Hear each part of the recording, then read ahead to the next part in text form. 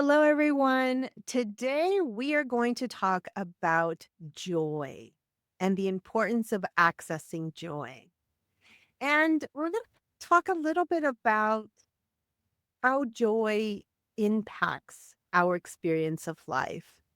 Because the truth of it is that joy happens within you, not outside of you. Mm. I'm so excited for this topic, but before we jump in, let's introduce ourselves. I'm Nina Vasquez. I'm a trauma informed coach and facilitator, and I help people heal from imprints of childhood trauma so they can stop just surviving and actually start living in their life. And Dr. Isela Garcia.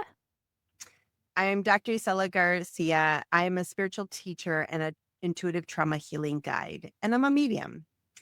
And between the both of us, we have 41 years of working with others as they heal, grow, and learn.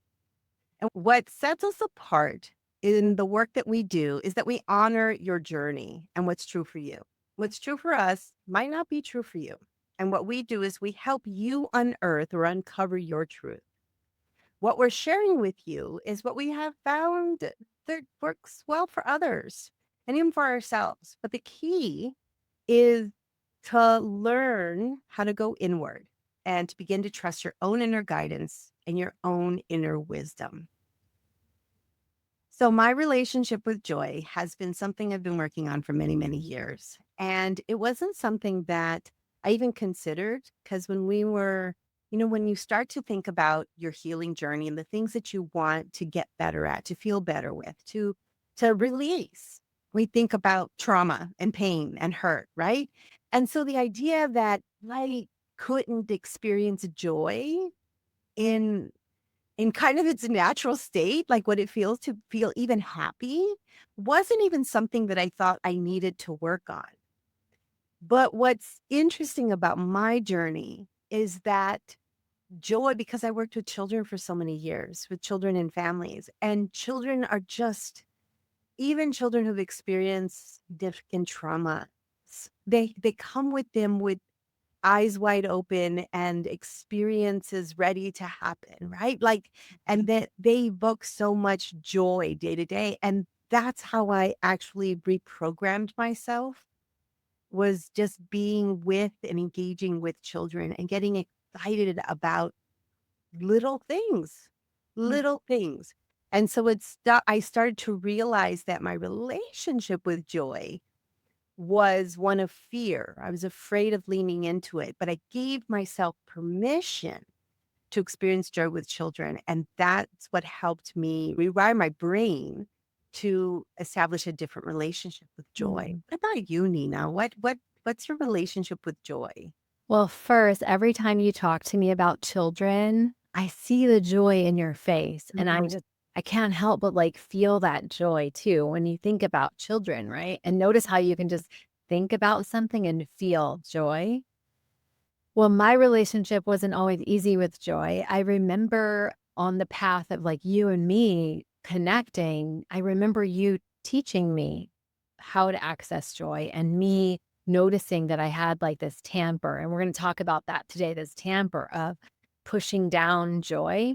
And I remember you sharing with me, like, just take a little journal and put it by your nightstand that says miracle moments and write down moments in your life where you felt some sort of, energy, some sort of uh, f- um, vibration that you think might be joy. But for me, joy was not, I didn't have access to it because I numbed all my emotions. So I didn't numb just the bad ones. I numbed, or I wouldn't say bad, but uncomfortable ones. I numbed every single emotion, pleasure, joy, fun, love, sadness, anxiety. I just numbed everything. And so it was really challenging for me to access. And I would say in the place I am right now in my journey is I'm growing in this area and continue to grow. Mhm. Okay, so this is, I think, is a really important point. Sometimes when we disconnect from things that we find painful or overwhelming, whether it be happening in the present day that's triggering something from the past, or it's something that we keep with us, that we're schlepping it into our day to day experiences. When we disconnect from that, we also disconnect from the good stuff. Mhm. And I think that point is really, really important because we might have moments. So we're not saying you don't laugh or you don't have moments where you're excited about something, right? It's not that. It is an experience that happens within. Mhm. It's not necessarily circumstantial. Now, Yeah. circumstances can evoke it, but what I'm talking about is also being able to access that from within. Things outside of us help us, but we want to get comfortable with what joy feels like in our body. Mhm. Yeah, and if emotion ever felt too much, too fast, too soon, the body, the nervous system can really just kind of collapse and shut down to the idea of feeling the emotion in the body. I think being a person who struggled with depression and kind of going in that deep, dark depression, joy was such a hard thing to access. I was just trying to not feel so terrible, but I didn't understand that joy was always accessible to me, Yeah. always. So let's ask this question again. What brings you joy? And what does joy feel like for you? Because every one of us is going to have a different experience of joy, where we feel it in our bodies, how it makes sense to us, what brings us to that place of feeling it. And so, if you're watching us and you are kind of hanging here, thank you for being here, by the way. We really want you to consider what brings you joy because you have no idea how many people have, well, because I ask this question a lot when I do readings. And we're going to talk about why joy is so important in just a minute. But I ask the question, what brings you joy?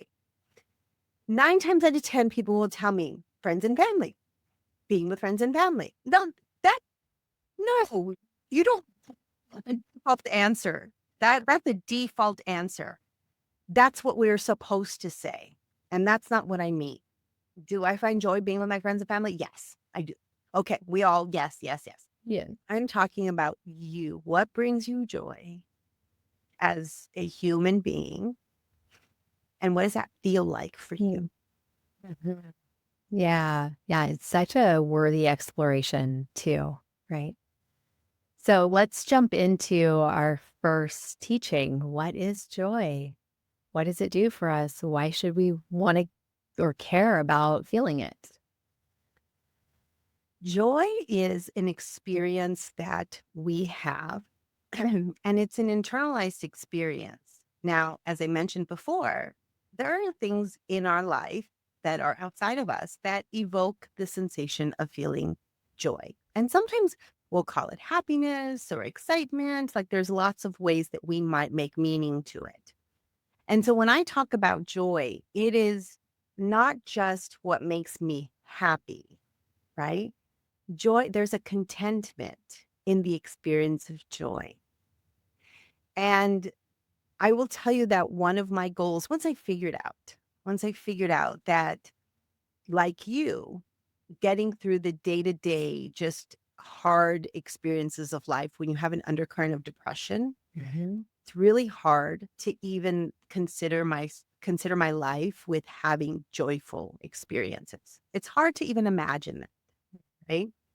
And so for me, my goal was really to be able to access joy in the midst of chaos.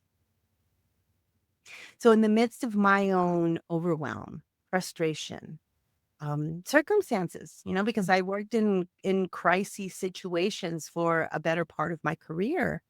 It's like within the midst of that, how can I access my joy within? Because what happens is when we feel good, we feel God.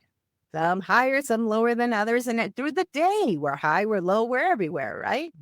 But joy activates this frequency that's high because joy comes from love Yeah.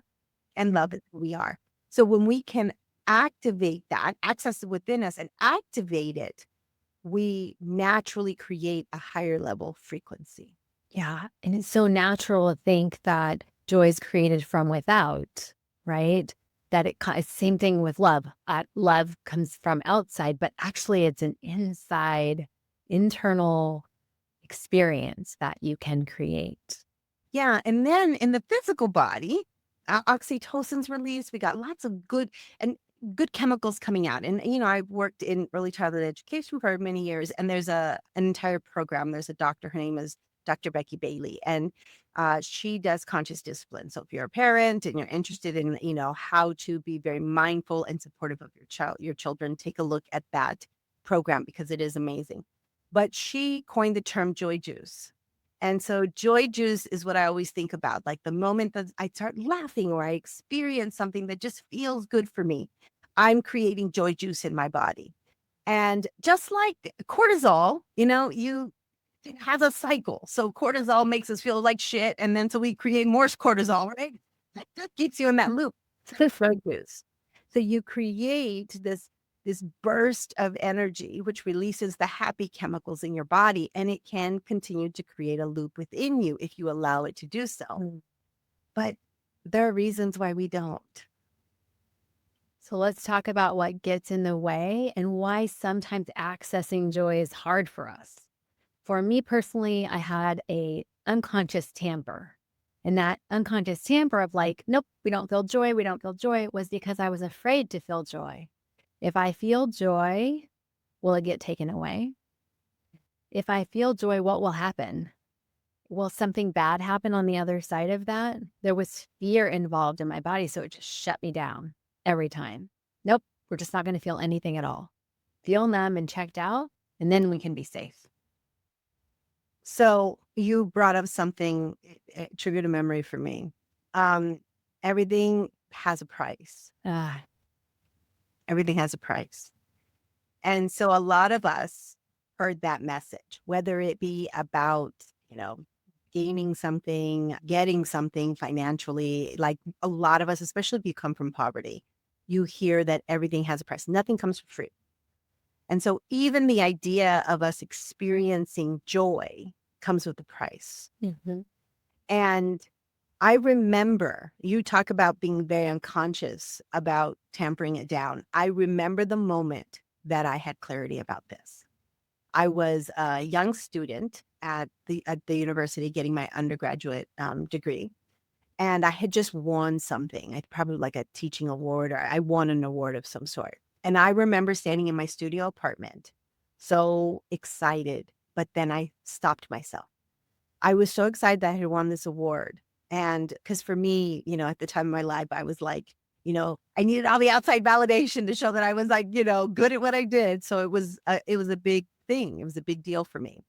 And I remember feeling the experience of excitement about it. And then I told myself to stop.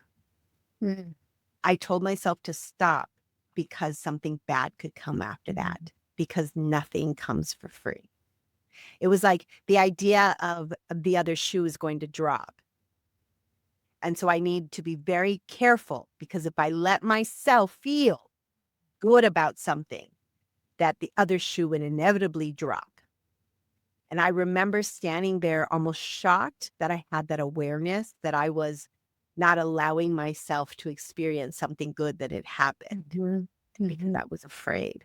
Yeah. And I think, like you, there are a lot of people. And if you're watching here, I really explore this idea. Do you let yourself fully and completely embody the experience of feeling joy? Do you, even just little tiny bit within you, and it might be at a deep subconscious level, be afraid because nothing comes for free? And what Right. if you allow yourself to feel it so deeply and then you get crushed? That reminds me of another flavor of the tamper. And with many of my clients, they have guilt. How could I feel so much joy and happiness in my life and the world's on fire, or my family's in danger, or war is going on, or other people don't have it as good as me, right? So the guilt tamper. Nope, don't feel that. You shouldn't feel that. That's what it sounds like. You shouldn't feel that. Or you should feel guilt because you feel that way. I mean, I have moments of that. Yeah. I have moments of that because of what's happening in the world right now, where I feel I didn't even identify it as guilt initially. I was like, it was more like, well, it was like survivor's guilt. Like Mhm. I didn't realize that that's what I was experiencing because, especially people, brown people, are getting deported and in horrible, horrible ways and having awful experiences. And so there was a part of me that really was tempering down my experience of life because I felt that heaviness of all of the things that were happening. Yeah. And I think it's critically important for us to understand, to acknowledge that. And it doesn't mean that we're taking away from how significantly important we need to pay attention to the things that are happening. But also, there's an energetic thing happening. So if we are in that vibrational frequency of fear and we don't allow ourselves to experience joy and expand that out into the universe, we can't actually impact the collective Right. consciousness. So we're vibrating at a lower frequency of fear and uncertainty. And that actually feeds into what is currently happening. We have to be the light. We Yeah. have to be the light. And the way that we do that is we access and we expand joy out. Yeah. And I just have to speak to somatically speaking, if you are holding both, there's a tension between both the fear, uncertainty, maybe other emotions, and the joy, the light, the love. So if you notice in this moment, I'm feeling guilt, we don't try to bypass it. You feel it, experience it. This moment, I'm feeling guilt because I feel like, I'm thinking I shouldn't feel this way. Other people are in danger. People have, whatever that is, you can be with it. You can breathe through it. You can be with it. On the other side, you access the joy, the love, the light, right? We're not saying to bypass it. We're saying to acknowledge it and choose how you're going to feel on purpose. Mhm. And that can be really hard. Yes. And I just want to acknowledge that. That can be really hard because we are in times that are very confusing. And so trying to make sense of everything that's happening and then say, I'm going to make a conscious choice to experience joy right now. Right. It's a really hard thing to do. Yeah. And we're going to help you. We're going to help you with that today, right? We're going to help you with even moments, like the micro moments throughout your day. We're going to help you actually experience joy. So, the very first thing, whenever I'm working with someone about accessing joy, is to begin with gratitude. Gratitude really is our pathway to experiencing joy. And I think joy can sometimes feel very intimidating because, especially if you've never really thought about, like, do I experience joy on a regular Mhm. basis? What does joy feel like for me? So it can feel very intimidating and a bit overwhelming. And so by just figuring out what are you grateful for? What are the things that bring you gratitude that you just like, I love this. This feels good. I like doing this. This helps us sort of build new neural synaptic connections in the brain that make us more comfortable with the experience of joy. And I think one thing to remember is you want to go deeper than I'm grateful for my family. Okay, so I'm going to kind of illustrate sort of this idea that I have about gratitude. So I have a clear glass here, or it's like a mug, I guess, and I have a lot of crystals. And see, here's the thing that people tend to do. People tend to go, what are you grateful for? And we go, family. I have a job. Like we have all of these big things that we're grateful for because we're supposed to be grateful for those things, right? Like you should be, well, you have a house. A lot of people don't have a home, right? We do that in our head all of the time. So we have these bigger things that sort of sit in here. I have one up here that might be that you can still afford gas. Yeah. Right? So these are the things that fill your mug. Don't keep saying, I mean, it's not, I'm not saying don't say these things. What I'm saying is, yes, we know. Yes, we know. And those are very important things for you to be grateful for. But that's not what's going to activate your joy juice. That's not what's going to activate the joy within you. This is just stuff on a daily basis that, yes, you are grateful to the universe that you are able to create this experience of life, that you have these things that are consistent for you, right? And this is the beautiful, beautiful thing. But what in your life, in your day-to-day experiences, and this is what I call these little tiny micro moments, what Nina described it as, these little micro moments that we start to fill in these edges, all the little gaps. That's what we want to do, is we want to pay attention to not necessarily the big thing. And again, please do not hear me in a way that I don't mean this. It's not saying, oh, I don't give a shit that I have a house. It's me. But I mean is there's so many opportunities for us to pay attention to what's happening in our life, to get fully present and start to notice all of the little things, and we start filling in the gaps. And I'm telling you, even once it gets filled up, you can take a cup of sand, you can take a cup of water and fill it even more. So it's figuring out, what is it on a day-to-day basis that what am I grateful for?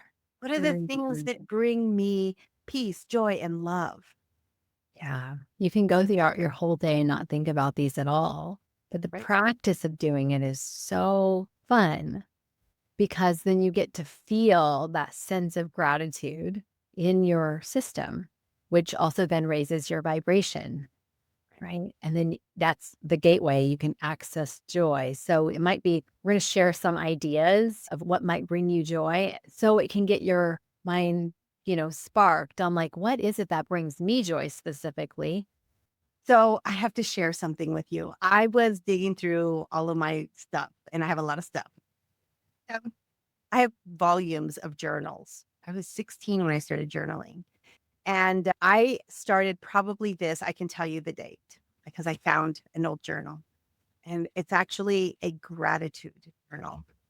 And the date on this journal is July 22nd, 1998. And I did what I just, what I just showed you with the stones. My very first one is, I'm grateful for having a wonderful, loving husband. And then my next one is, I'm grateful for today. Now, you have to understand that in 1998, I was in my 20s. Okay. Probably like 28, something, somewhere around there. And this was a really hard time for me. It was a big time. I had just transitioned from one state to another, followed my husband, kind of left all of the things that were going well for me in my state and followed him to Texas, which was not a state that I had ever considered ever living in, ever. And in a very small city. It was so significantly different than what I'd ever experienced. So not only was I bringing with me all my traumas and pain and all the things that I experienced in life, I was in a completely new environment, and I wasn't around people who looked a whole lot like me. And so it was such a huge shift in my life, and it was hard. Like, getting up and doing my everyday things was very hard. And I watched somewhere, I forget where I got this idea from, but someone said, just start a gratitude journal. And so my second one, and I'm not sure if I already shared this, but it's like, I'm grateful for today. Mm. Like, that was just that in itself. I had to learn how to have gratitude for each day. Yeah. My next one says, I'm grateful for finding the serenity I've longed for despite my recent turbulence. And so this process of capturing the things that I was grateful for literally changed my entire trajectory of my life, because what it did is it helped me focus on the good things that were Mm. happening in my life, even when you're mucking through when you're, schlepping through the muck, when you're just feeling like things are never going to get better. Training yourself, your brain, to actually look for the amazing things feels very uncomfortable in the beginning. feels like you're lying to yourself. But the more you do it, the easier it becomes. And then it becomes natural to be in a difficult situation and be able to identify the things that still make you happy, that still bring you joy. And you start to see the light in hard situations. Hmm. Yeah. And what you focus on grows. And we want to invite you to join in on that gratitude practice. So, Isela created a free resource for you. It's a 30-day gratitude journal, and you can download that at the description box below. All right, let's talk about a second strategy for you. I have a mentor. His name is Preston Smiles, and I think he has this amazing tool, and he calls it the gratitude alarm. So what he suggests is that you set an alarm, using this phone. Everybody has a phone or some sort of alarm, and you set an alarm at a certain number of times per day that it literally just says joy. And in that moment when the alarm goes off, no matter what you're doing, you are to manufacture the feeling of joy. Maybe you jump up and down, maybe you try doing it in your chair, but you are to literally manufacture that feeling. And over time, you won't be manufacturing it anymore. You will have accessed the feeling of joy. I like this idea a lot, actually. And the reason is because, especially if you are kind of an analytical thinker, Mhm. primarily, you're sitting in your what I call our intellectual state of being. We tend to overthink everything. And even something as getting silly feels a little uncomfortable for people who might be, that kind of thinker.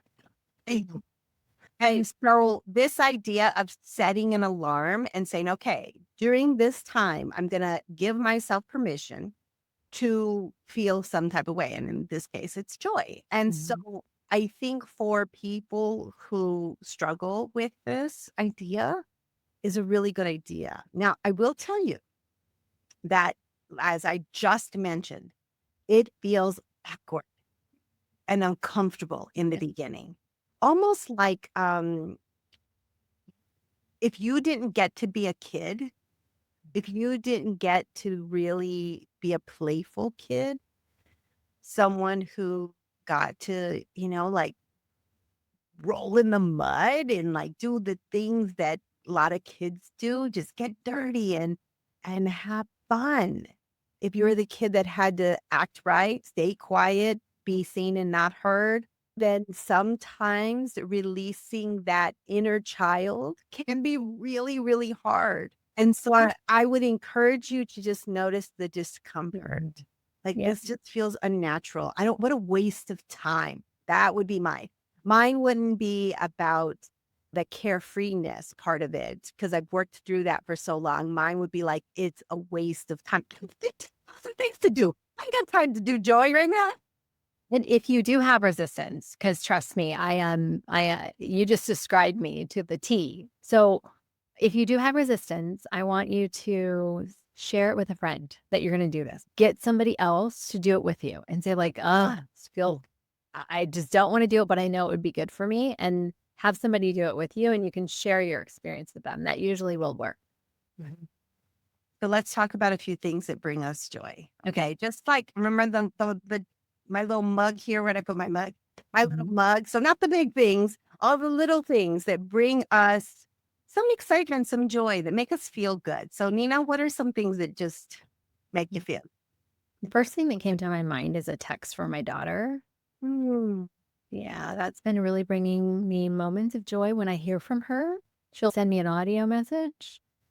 So that's one. Another one is coffee. We talked about that. I think Isela and I both love our coffee. I'm a hot cup of coffee girl. I mean, if it's burning my mouth, I am so joyful about it. I want it to be so, so hot. This is the thing with me. People know this about me. It must be really hot. If it's really hot, I'm happy. Another thing is I love sparkling water with lime. Just I don't know, there's something that brings me joy during my workday that I just get to have a sparkling water lime. I brought this because it was a reminder for me to feel joy. I recently moved and right like at our steps of our house, we have this big rose bush that's blooming so big right now. And I brought some inside and I am that analytical, like, I'm just marching by, getting in the front door, I am not paying attention to the beautiful roses next to me, so I brought them inside today to kinda bring, like, let's stop and, like, smell the roses and feel the beauty that I get to be with, right at my home now, which I did not have roses before. This is my first experience with them. So I would say those things. Oh, you know what else brings me joy? I can see the sun rise, the sun rise from my dining room table now, and I literally get up at sunrise on purpose because I wanna see, like, the sky where it's, like, blue to orange. There's just some sense of joy that I feel, when I'm seeing that. So there's a couple of things for me. What about you? That's amazing. And I love flowers. I love flowers really bring me joy. They didn't used to. I remember early on in my life, I was like, well, they're going to die anyway. Like, why would you waste money on that? Right. Totally. That was it because my mind was always like, why would you waste? Why would you waste money? Right. Because that's a poverty idea. Yeah. And so now I buy myself flowers on a weekly, I have them on my dining room table. So I appreciate those roses. One of the things that I really enjoy doing, and it's getting really hot where it's already hot where I live, and it's not supposed to be hot right now. We're not supposed to get hot for 2 more months. And the I go out when I go for my walk. I really love trees. I actually communicate with trees and I feel a frequency from trees because they're powerful. They're the keepers of our secrets. They know and see all. And I like when we get this like weird wind that is like a blowjoy. But it makes the leaves sort of just dance in the wind. And there's something about that when I'm walking and I just pay attention to those dancing leaves. It's like literally a spark of joy that happens within me because I feel connected. I feel totally and completely connected to Gaia, to Mother Earth when I connect with that experience. The other thing that brings me joy, actually, I laugh a lot and my kid is funny. And so we laugh a lot. And I didn't realize how much that we actually laughed until I recently recorded a video of blowing out candles and watching us laugh made me realize like I some maybe take that for granted. I don't know that people laugh on a regular basis the way we do. And so really I would encourage you to find something that's funny, find a comedian that's funny, find a TV show that's funny, find something that just makes that laugh tumble out of you. Yeah. Um Another thing that I like crafting. I love to craft, and I stopped doing it for a long time just because of the configuration of our home. We had to when COVID happened, we had to make office space, and so I lost, like, my workspace where I did, my crafting. So in the last several months, I realized that that was really impacting my quality of life, like, I wasn't being creative in a way that was outside of work. Like, I'm creative in the work that I do, but I needed kind of a creative outlet. And so I recently started watercoloring. I don't know anything about watercolors. It's completely out of my element. I'm learning a lot, but I started doing that. And I really find joy in just figuring things out, like just trying new things and not really having a rhyme or reason, just kind of figuring out as I go. I started embroidering. I knew a little bit of how to do that when I was younger, but I started, what I did was I started to create just in images. I guess I don't know what this is, embroider.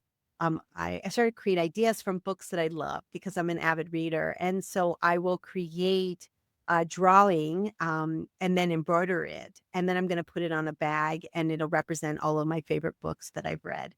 And so this creativity really sparks this joy. And what I do is I give myself permission to have breaks as I'm working. And so as I'm working on something that, has a deadline, I literally have like my embroider stuff right next to me. I have my watercolor.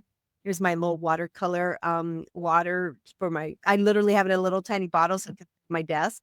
But I have all of the things accessible to me so that I can take these micro breaks through the course of my day so that I can balance out the heavy intellectual experience of working and being creative at the same time. And that ignites joy throughout my day. Hmm. That's beautiful. Oh, I forgot about the funny laughing. What was the comedian name you shared with me? Josh Johnson, I believe is his name, but he talks a lot about he's from The Daily Show, and he talks about political stuff, and I'm deeply entrenched in what's happening in the world right now. And he makes it he provides it's healing actually. His humor and his comedic timing is phenomenal, but there's this overwhelming experience that we are all having, right? Mhm. And he brings this comedic perspective that just lets it be a little less overwhelming. Yeah, I love that. Just find any comedy comedian that you love. And yeah, I know some people watch dog videos or cat videos on TikTok, like some of the funny things, and you can do that too. Remember back in the day when we were growing up, there was like a funniest home videos or It's still something? on. Oh, really? Yeah. It's Yeah, so anything that's funny that makes you laugh. I was telling Isela before we jumped on that I need to laugh more. I can get really, like, serious, and it's not that from the outside, it probably looks like I'm serious, but I'm actually really feeling peace. But it's okay that I'm feeling peace, but I think having more of I call these higher moments, right? Riding the roller coaster of life versus like, "Peace." Right? Mhm. Yeah, so I think micro moments of, laughter would be helpful for me too. You know what helps people? And I know this is gonna not be easy for everyone, but just moving, Yeah. putting music, your favorite music. You don't even have to dance. You could just like rock your head. But that experience of just moving, and if you've got children or grandchildren, put some music on and just dance together because Mhm. just, in 2 minutes, it will totally shift your vibrational frequency. And I promise if you're afraid of letting go of all the things you're worried about, it'll be there when you're done. It'll be there for you to pick it right back up when you're done. So give yourself the permission to experience joy, to notice the things that spark that within you. Give Yeah. yourself permission. Well said. So, if this was interesting to you and something sort of resonated within you, I want to tell you that we have a community.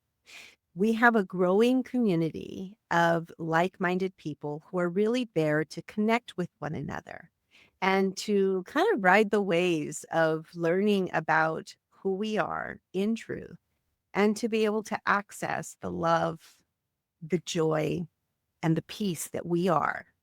And it's a safe environment to be able to learn those things and to be able to live that experience of life. So we'd like to invite you to join us.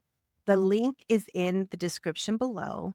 Get to know us a little bit. We have a healing library that you can explore. And if you like our vibe and you want to know more, I encourage you to come out and try us out. Join our community. And if you like this kind of video, this kind of teaching, and you found this helpful, we invite you to check out the video right here where we did a teaching on finding love in everyday moments.